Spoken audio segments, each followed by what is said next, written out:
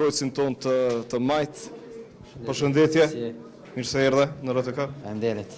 Dion, dole nga Prishtina, shkove të luash në Europë, e fitove vendin standard të luash për Kosovën. Çfarë ndjenje është kjo kur edhe erdhet sërish dhe si një fitimtar pasi që kemi shku dhe jemi në play-off për botror?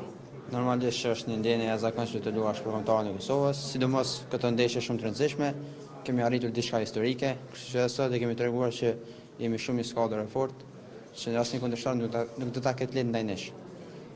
Loja jote po ndryshon prej ndeshjes në ndeshje, ndonjëherë po je shumë më ofanziv, ke bërë asistim, derisa ndonjëherë edhe po kthehesh tërësisht mbrapa dhe po i zbaton detyrat e trajnerit, me shumë lehtësi po e bën këtë gjë.